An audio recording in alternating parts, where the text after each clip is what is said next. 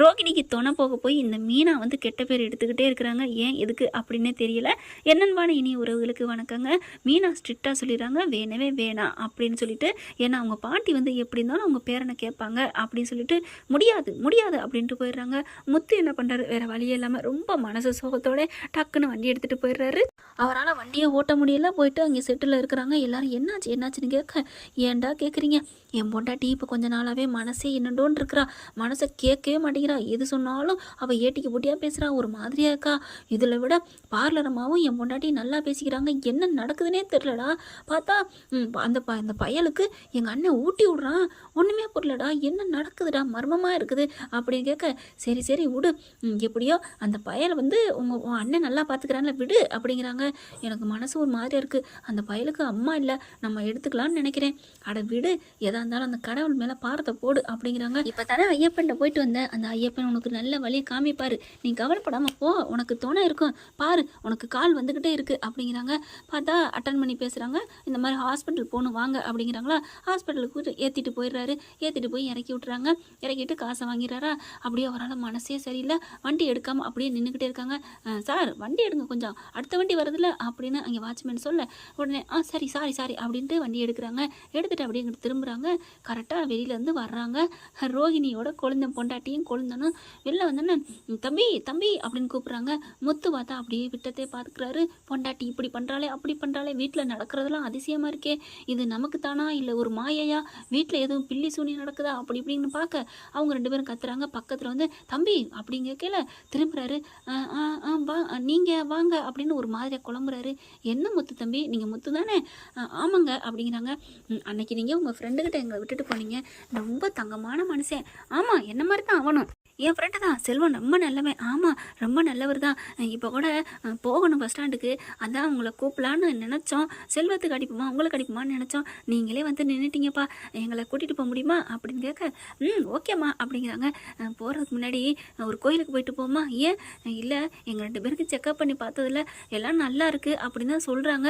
ஆனால் கடவுள் ஏன் தான் கைவிடுறாருன்னு தெரியல, குழந்தை மட்டும் தங்க மாட்டேங்குது. இப்போ உடம்புக்கு எல்லாத்தையுமே செக்கப் பண்ணிட்டப்பா, ஓரளவுக்கு பரவாயில்லன்னு இருக்காங்க. அதுக்கு நன்றி கடனா கடவுளுக்கு போய் நன்றி சொல்லிட்டு பூஜை பண்ணிட்டு போவான். சரிங்கக்கா சரிங்க அண்ணே வாங்க அப்படின்னு சொல்லி கூட்டி போறாரு. போயிட்டு கோயிலையும் இறக்கிறாங்க. நின்றுக்கிட்டு இருக்காரு. எல்லா பூஜையும் பண்ணிடுறாங்க, சாமி கும்பிட்டுறாங்க, அர்ச்சனை பண்ணிடுறாங்க. அதுக்கப்புறம் வரையில கொஞ்சம் சோகமாகவே இருக்காரு. என்ன தம்பி ஏன் ஒரு மாதிரி இருக்கீங்க, எங்களுக்கெல்லாம் ஆறுதல் சொன்னீங்க, ஆனால் நீங்கள் கொஞ்சம் சோகமாக இருக்கீங்களே, என்னன்னு சொன்னால் நாங்கள் கொஞ்சம் தீர்த்து வைப்போம். அப்படிலாம் ஒன்றும் இல்லை சார், என் பொண்டாட்டியே கட்டின பொண்டாட்டியே என்னை நம்ப மாட்டேங்கிறா, எனக்கு ஒத்து கொடுக்க மாட்டேங்கிறா, ஆனால் நீங்கள் என்ன விடுங்க அப்படிங்கிறாங்க. என்ன பண்ணுறாங்க உங்கள் பொண்டாட்டி, என்ன சொல்கிறாங்க, என்ன சொல்கிறாளா, கொஞ்ச நாளைக்கு முன்னாடி வரைக்கும் ஒரு பிள்ளைங்க அதை தத்தெடுக்கணும்னு ரொம்ப ஒத்த காலில் நின்னது என் பொண்டாட்டி. சரி இப்போ என்ன சொல்கிறாங்க, இப்போ மாட்டேங்கிறா. ஏன் அவங்க அம்மா வந்து கூட்டிகிட்டு போயிட்டாங்களா? ஆட நீங்கள் வேறு, அவங்க அம்மாவே இறந்துட்டாங்க. அதுக்கப்புறம் நல்லா கிளியர் ஆயிடுச்சு, ரூட்டு கிளியர் ஆயிடுச்சு, நம்ம தத்தெடுப்போம்னு சொன்னால் முடியவே முடியாதுங்கிறா அப்படின்னு சொன்னோன்னே, ஐயோ அந்த பையனுக்கு அம்மா இறந்துட்டாங்களா? ஆமாங்க, வெளிநாட்டில் தான் வேலை பார்த்தாங்க. பாவம் கல்யாணி அவங்க பேர். என்னது கல்யாணியா? ஆமாம், அந்த பையன் கிறிஷு. பாவம் அப்படிங்கல. என்னது கிறிஷா? அப்போ கிறிஷு பாட்டி பேரை சொல்கிறாங்க. இது வந்து அந்த பாட்டி பேரா அவங்க ஊர் பேரையும் சொல்கிறாங்க. ஆமாங்க, இதெல்லாம் எப்படி உங்களுக்கு தெரியும் அப்படிங்கிறாங்க. என்னது கல்யாணி உள்ள கிறிஷு உங்கள் வீட்டில் இருக்கானா? ஆமாம், பாட்டி வந்து எங்கள் வீட்டில் தான் விட்டுட்டு போயிருக்காங்க, அந்த பையில தான் நாங்கள் தத்தெடுத்தலாம்னு இருக்கோம். என்னங்க சொல்கிறீங்க, கிறிஷு உங்கள் வீட்டில் தத்தெடுக்க போகிறீங்களா? அவங்க அம்மா இறந்துட்டாங்களா? என்ன சொல்கிறீங்க, கல்யாணி இறந்துட்டாளா? ஏம்மா அப்படின்னு அவங்க பொண்டாட்டிகிட்ட கேட்குறாரு. ஏங்க அந்தம்மா எப்படிங்க இறந்துச்சு, நம்ம கூட இப்போ கூட கிட்டன்ஸில் பார்த்தோமே, எப்பப்பா இறந்தாங்க? இப்போ தான் ஒரு 2-3 நாளைக்கு முன்னாடி அப்படிங்கிறாங்க. 2-3 நாளைக்கு முன்னாடியா? இல்லையே, நாங்கள் இப்போ ஒரு மதியானத்துக்கு கூட முன்னாடி கூட பார்த்துட்டு தானே வந்தோம். கல்யாணி ஒரு இதில் போயிட்டு இருந்தாலே காரில், நாங்களும் கூப்பிட்டு பார்த்தோம், ஆனால் அவள் கண்டுக்காமல் போனாலே. என்னது கார்லையா? ஆமாம் போனா கல்யாணி அப்படின்னு சொல்ல, என்ன ஒன்றுமே புரியலையே, என்னம்மா சொல்கிறீங்க, அவங்க அம்மா இறந்துட்டாங்கன்னு பாட்டி தான் எங்ககிட்ட கொண்டாந்து விட்டுட்டு போனாங்க அப்படின்னு முத்துக்கு குழப்பமாக இருக்குது. இல்லை நீங்கள் யாரையா சொல்கிறீங்க? ஏங்க கிறிஷு தாங்க கல்யாணியோட பையன், என் தம்பி பொண்டாட்டி, என் தம்பி பையங்க, ஊர் பேரெல்லாம் சொல்கிறேன், அப்புறம் என்ன? ஐயோ சரி நான் ஃபோட்டோ காமிக்கிறேன், இந்த பையனான்னு பாருங்கள் அப்படின்னு ஃபோட்டோ காமிக்கிறாங்க. இதுதான் அப்படின்னு சொல்ல, அப்போ இவங்க அம்மா ஃபோட்டோ என்கிட்ட இல்லையே அப்படின்னு முத்து சொல்கிறாரு. நாங்கள் காமிக்கிறோம் அப்படின்னு ஃபோட்டோவை காமிக்கிறாங்க. காமிச்சா கல்யாண ஃபோட்டோவில் ரோஹிணி இருக்குது. அள்ளு விடுது முத்துக்கு. என்னது இது, அந்த பையலோட அம்மாவா, கல்யாணியா? ஆமாங்க, இந்த பிள்ளை தாங்க வயிற்றுல பிள்ளையோட நாங்கள் அடித்து விரட்டிட்டோங்க 6-7 வருஷத்துக்கு முன்னாடி, அந்த பாவம் தாங்க எங்களை போட்டு சுற்றிக்கிட்டு இருக்கு. இது அன்னைக்கே நாங்கள் உங்கள்கிட்ட சொல்லலையோ, பாதி சொல்லிட்டு விட்டுட்டோமோ? ஆமாம் அப்படிங்கிறாங்க. அப்படியே தூக்கி வாரி போடுது. என்னங்க சொல்கிறீங்க? நீங்கள் சொல்கிறத பார்த்தா இந்த பையனுக்கு அம்மா இறந்துட்டாங்கிறீங்க. நாங்கள் இப்போ தாங்க பார்த்தோம். பார்த்தீங்களா? என்னங்க குழப்பமாக இருக்குது அப்படிங்கிறாங்க. ஒன்றும் புரியல. இது எங்கள் அண்ணன் பொண்டாட்டிங்க, இது ரோகிணிங்க. என்னது ரோகிணியா? ஆமாம். அப்புறம் இன்னொன்று, இவங்களை கூட அந்த முருகன் கல்யாணத்தில் பார்த்தோம். முருகன் கல்யாணத்தில் பார்த்தீங்களா? ஆமாம் அப்படிங்கல. டக்குன்னு என்ன பண்ணுறாங்க, முருகனோட ஃபோட்டோ எடுத்தாலே சேர்ந்து, இந்த பாருங்கள், அட இந்த பொண்ணு தான், இதுதான் கல்யாணி, இதுதான் என் குழந்தை சம்சாரம். அப்படியே சுற்றுது, தலை சுற்றுது. அப்போது இந்த பொண்ணு ஃப்ராடு பண்ணியிருக்கா. எல்லாத்தையும் கால்குலேஷன் பண்ணி பார்க்குறாரு. இது ரோஹிணி இல்லையா? ரோஹிணிலாம் இல்லைங்க. நீங்கள் என்னங்க எந்த ஊரில் இருக்கீங்க? நல்லா தெரியும் அப்படிங்கிறாங்க. நான் இப்போ தாங்க பார்த்தேன், ஒரு காரில் போனாங்க அப்படிங்கல. மனோஜோட கார் கலரை கரெக்டாக சொல்கிறாங்க. ஓ இந்த கார்லையா? ஆமாம் அந்த கலரில் தான் போனாங்க. அப்புறம் வண்டி ஓட்டிகிட்டு போனவர் கூட கண்ணாடி போட்டிருந்தாருங்க. அப்படியே மனோஜ் ஃபோட்டோ எடுத்து காமிக்கிறாங்க. இவர் தான் அப்படின்னு சொல்ல, இவர் என் அண்ணங்க. அப்போ உங்கள் அண்ணனை கல்யாணம் பண்ணிக்கிட்டாளா? அப்படியே தூக்கி வாரி போடுது. அப்போ தான் அப்போ கிறிஷ் வந்து அண்ணன் பொண்டாட்டி புள்ள தானா, பார்லரம்மா புள்ள தானா அப்படின்னு அவருக்கு ஒன்றுமே பண்ண முடியல. இப்போ என்ன பண்ணலாம் அப்படிங்கல. நாங்கள் தத்தெடுத்துக்கலான்னு தான் நினச்சோம், ஆனால் அவங்க பாட்டி தான் கொடுக்க முடியாதுன்னு சொல்லிட்டாங்க. ஓ அப்போ இந்த விஷயம் மீனாவுக்கு தெரிஞ்சிருக்குமோ, அதான் ஆடி போயிருக்காளோ அப்படின்னு சொல்லி ஒரு மாதிரி ஆகுது. ஊருக்கு போயிட்டு வந்ததுலேருந்தே ஒரு மாதிரியாக இருக்காளே. ஆமாம், ஊரில் அவங்க அப்பாவுக்கு தேவசம், அதனால போயிருப்பாங்க, பார்த்துருப்பாளோ. அப்படியே குழப்படியாக இருக்குது. அப்போ என் பொண்டாட்டியும் சேர்ந்து ஏமாத்திட்டாளா? சரி அது இருக்கட்டும். ஒன்றும் இல்லை, இப்போ நீங்கள் இந்த பிள்ளைய தத்தெடுக்கிறேன்னு வர்றீங்க, வாங்க ஒரு ட்ராமா பண்ணுதா நம்மக்கிட்ட அந்த பார்லரம்மா, நம்ம போய் ட்ராமா பண்ணுவோம் அப்படின்னு சொல்ல, வாங்க தம்பி நாங்கள் போய் நேரில் பார்க்குறோம், அவள் கண்டிப்பாக என் அண்ணன் பொண்டாட்டி தான் இருக்கணும் அப்படின்னு சொல்லிட்டு வர்றாங்க.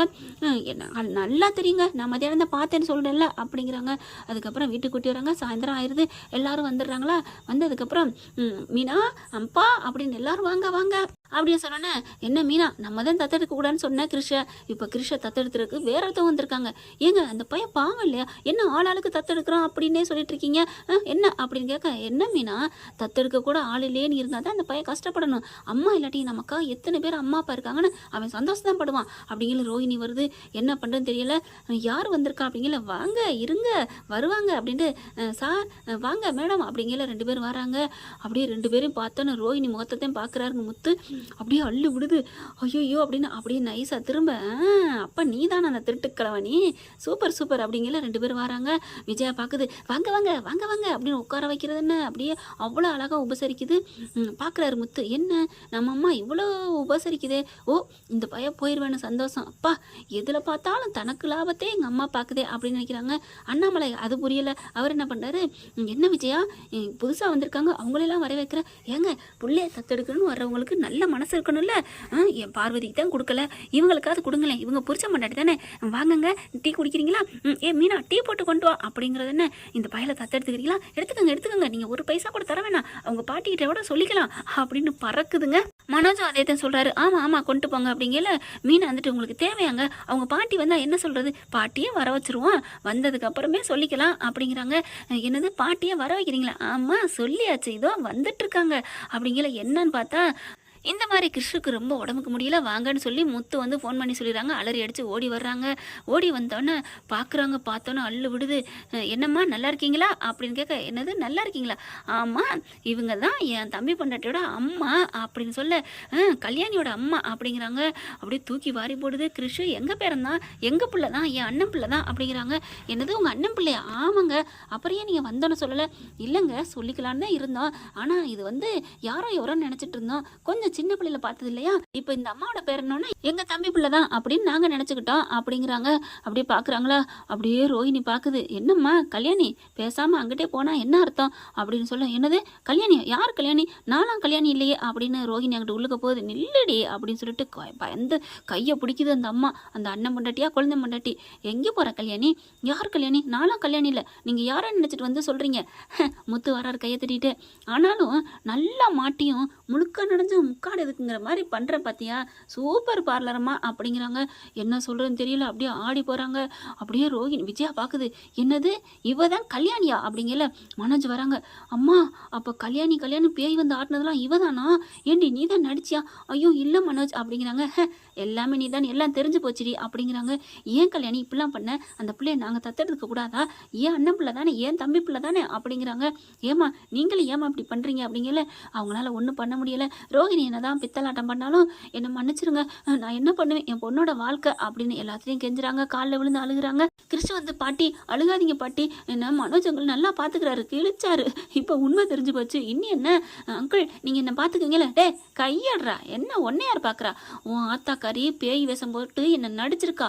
ஏன் ரோகிணி, இல்லை இல்லை சி கல்யாணி, நீலாம் ஒரு மனுஷியா, எவ்வளோ தாண்டி போய் சொல்லுவ. இல்லை மனோஜ், உன்னை பொறுத்த வரைக்கும் நான் ரோகிணி தான். ஓ அப்போ அந்த பையனை பொறுத்த வரைக்கும், அந்த அம்மாவை பொறுத்த வரைக்கும் நீ கல்யாணியா அப்படிங்கிற தலையை தொங்க போடுது. ஏம்மா உண்மையை சொல்லு அப்படிங்கிறாங்க. ஒன்றுமே சொல்ல முடியல, அப்படியே திருன்னு முழிக்க, இனிமே ஒரு நிமிஷம் கூட இந்த வீட்டில் இருக்கக்கூடாதுடி, கூட்டிகிட்டு போங்க உங்கள் மகளை அப்படின்னு விஜயா கத்துறாங்க. மனோஜ் அப்படியே நிற்கிறாரு. மனோஜ் என்னை விட்டுட்டு நீ இருந்துருவியா, நான் கல்யாணம் ஆனவ தான் இல்லைங்கள, குழந்தை பெற்றவ தான் இல்லைங்கள, ஆனால் நான் தப்பு பண்ணது வேணுக்குலாம் பண்ணலை, எங்கள் அம்மா பண்ண சதி அப்படி இப்படிங்கிறாங்க. அடிச்சு வாயை மூடு, மரியாதை உங்கள் அம்மாவோட கிளம்பி ஓடு அப்படின்னு சொல்லிட்டு திரும்பி பார்க்காம ரூம்குள்ள போய் கதவை சாத்துறாரு.